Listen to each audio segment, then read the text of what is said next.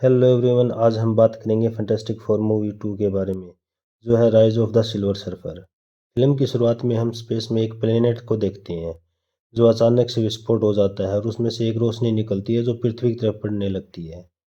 यह चमकती हुई चीज जापान से सुरगुआ बे, इजिप्ट और लॉस एंजलिस के पास से होकर गुजरती है। अब 24 घंटे बाद न्यूज में इन देशों में हुए मौसम के बदलाव के बारे में बताया जा रहा होता है और साथ ही में रीड रिचर्ड और सूजन की शादी की भी हेडलाइन चल रही होती है। फिर अगले सीन में रीड के पास जॉनी आता है और उससे बैचलर पार्टी के बारे में पूछता है। रीड उसकी बातों को काटते हुए उसे मौसम के बदलाव के बारे में बताता है और कहता है कि इसका कारण शायद कॉस्मिक रेडिएशन है। ये कॉस्मिक रेडिएशन कहाँ से आ रहा है इसके बारे में अभी कुछ पता नहीं चला है। जॉनी उसकी बातों पर ध्यान नहीं देता है और उसे बैचलर पार्टी के बारे में पूछता है। रीड शुरू में तो राजी नहीं होता पर जॉनी के बार बार पूछने पर मान जाता है। आगे हम उसकी चमकती हुई चीज को देखते हैं जो उस जगह से गुजरती है जहाँ पर पिछली फिल्म के विलेन यानी डॉक्टर डूम को रखा गया था। और फिर सीन शिफ्ट होता है रीड की बैचलर पार्टी में जहाँ पर रीड कुछ लड़कियों के साथ डांस कर रहा था। फिर हम जनरल होगर को देख पाते हैं जो रीड से मिलने उसके घर जाता है, पर वह उसे वहां नहीं मिलता तो जनरल सुजैन को लेकर रीड की बैचलर पार्टी में पहुंच जाता है। रीड अपने सामने सुजैन को देखकर घबरा जाता है। फिर ये सभी एकांत जगह पर पहुंचते हैं और फिर रीड होगर से बात करता है तो उसे पता चलता है कि कई देशों में 200 मीटर के गहरे खड्डे पाए गए हैं। जहां पर ये गड्ढे मिले हैं वहां पर चमकती हुई चीज को देखा गया है। और फिर जनरल इनको उस गुत्थी को सुलझाने को कहता है तो रीड कहता है कि उसके लिए रेडिएशन ट्रैक करने वाला सेंसर बनाना पड़ेगा। तो जनरल कहता है देर किस बात की है तो बनाओ। फिर रीड जनरल को मना कर देता है क्योंकि उसने सूजन से वादा किया था कि शादी तक वह कोई भी काम नहीं करेगा। यह बात रीड केवल सूजन के सामने ही बोलता है, परंतु वह सूजन के पीठ पीछे अपना काम शुरू कर देता है।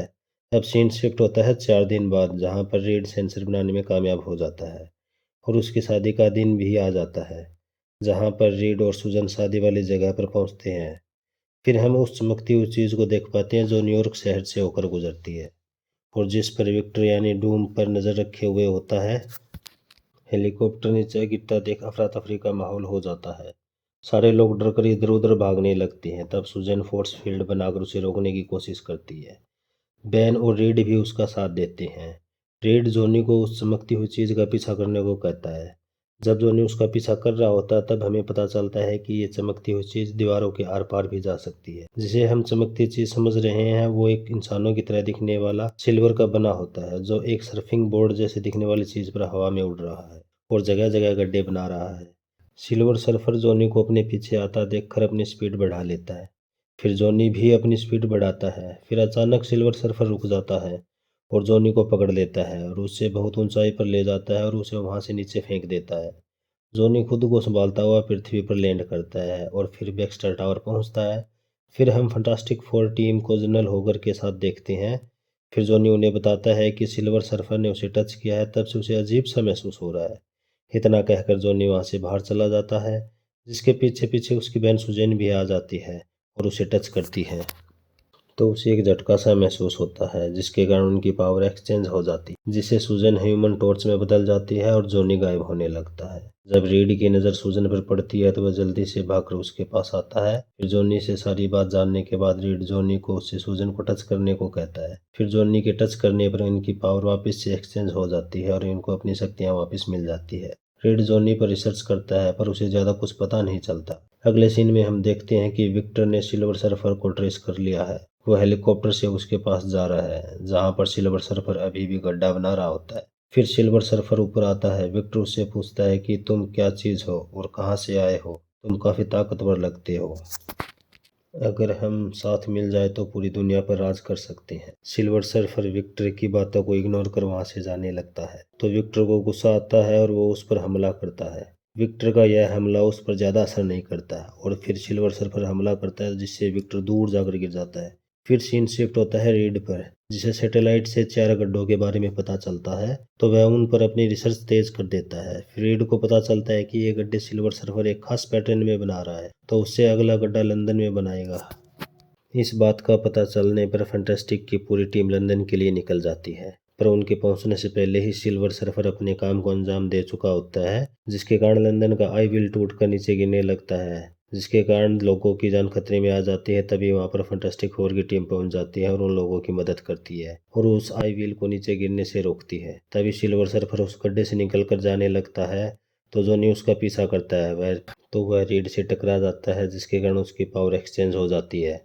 फिर रीड अपनी नई पावर को कंट्रोल करते हुए व्हील को सूजन और बेन की मदद से ठीक करता है। अगले सीन में हम जनरल होगर को फंटास्टिक टीम के साथ देख पाते हैं जहां पर रीड सिल्वर सर्फर को न पकड़ पाने के कारण माफी मांगता है और फिर से पकड़ने की कोशिश करने की बात करता है, जिस पर जनरल होगर नाराजगी जताते हुए विक्टर वैन डूम को सामने बुलाकर कहता है कि मैंने केवल तुम्हें मौका देकर गलत किया है। विक्टर के पास कुछ ऐसा होता है जो सिल्वर सर्फर वाली गुत्थी को सुलझा सकता है, क्योंकि उसने इस सीरीज के पहले पार्ट में इन चारों को मारने की कोशिश की थी, जिसके कारण बेन उसको अपने सामने देखकर गुस्सा हो जाता है और विक्टर को मारने की कोशिश करता है और फिर वह जनरल होगर के ऑर्डर को सुनकर शांत हो जाता है, क्योंकि ये दुनिया की रक्षा का सवाल था, जिसके कारण ना चाहते हुए भी रेड विक्टर के साथ काम करने को राजी हो जाता है।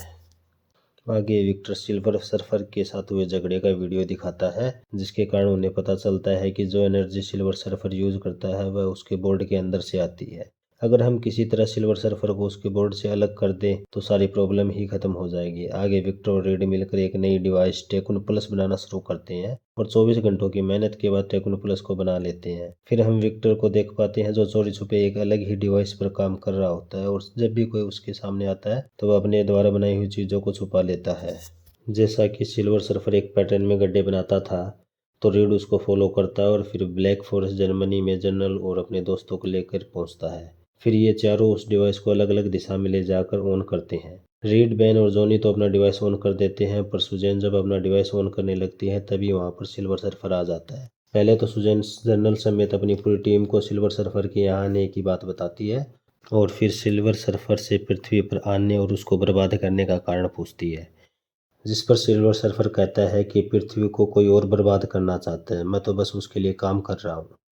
अगर मैं उसके लिए काम नहीं करूँगा तो वो मेरी पूरी फैमिली को मार देगा। सूजन उससे पहले और कुछ पूछ पाती वहाँ पर आर्मी आ जाती है और सिल्वर सर्फर पर हमला कर देती है। फिर सूजन उस डिवाइस को ऑन कर देती है जिसके कारण सिल्वर सर्फर बोर्ड से अलग हो जाता है।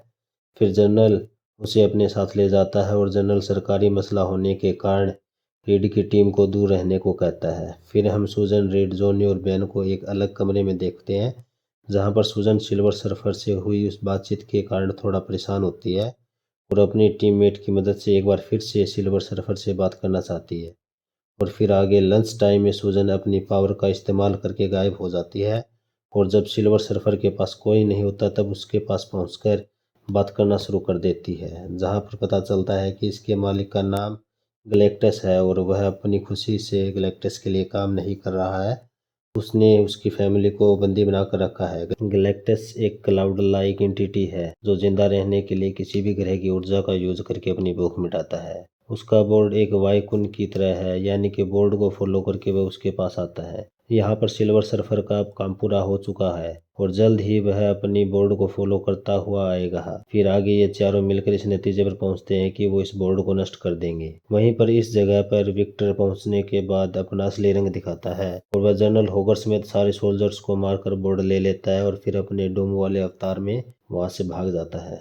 विक्टर अपने द्वारा बनाए हुए उस डिवाइस की मदद से ही इस बोर्ड को कंट्रोल कर रहा था जो उसने चोरी छुपे बनाया था। उस डिवाइस की मदद से कोई भी इंसान सिल्वर सर्फर के बोर्ड को कंट्रोल कर सकता था और सारी पावर का यूज कर सकता था। जब विक्टर द्वारा बोर्ड को चोरी करने के बाद फैंटास्टिक फोर को पता चलती है तो रेड अपने प्लेन को यहाँ पर बुलाता है और सिल्वर सर्फर को आज़ाद कराकर विक्टर का पीछा करते हुए साउथ ईस्ट एशिया की तरफ बढ़ने लगते हैं। जब ये लोग विक्टर के पास पहुंचकर विक्टर से बोर्ड मांगते हैं तो वह इन चारों पर अटैक करना शुरू कर देता है। जवाब में ये चारों भी विक्टर को पकड़ने की कोशिश करते हैं, क्योंकि जैसे कि बोर्ड में काफ़ी पावर थी, अभी विक्टर उसे यूज कर रहा था तो विक्टर इन चारों पर भारी पड़ने लगता है।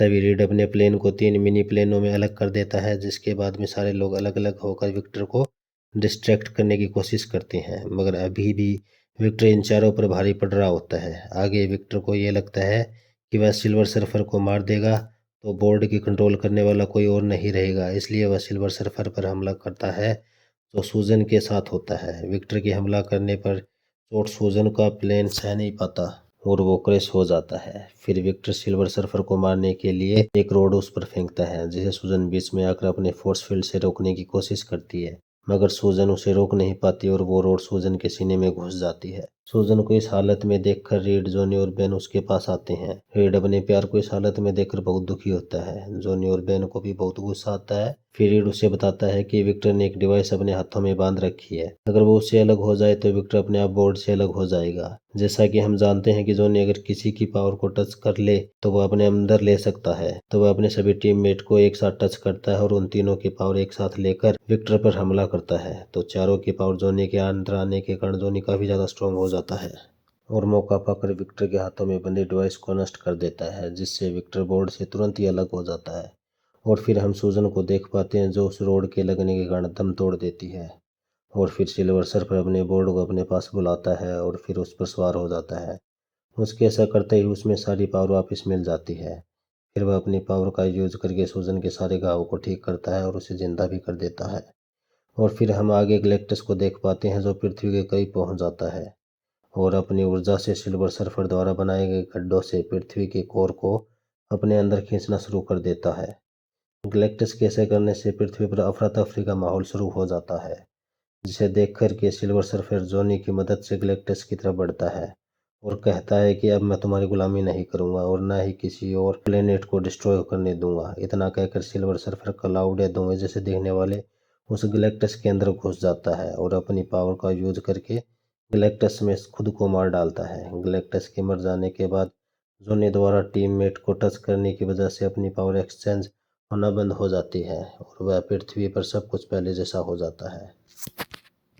फिर हम रीड और सूजन की शादी होते हुए देख पाते हैं और ये मूवी यहीं पर ख़त्म हो जाती है। सो गाइज, अगर आपको ये वीडियो पसंद आई हो तो लाइक एंड कमेंट कर देना। अगर पहली बार इस चैनल पर आए हो तो सब्सक्राइब भी ज़रूर कर देना। हम आपके लिए ऐसे वीडियो लाते रहेंगे।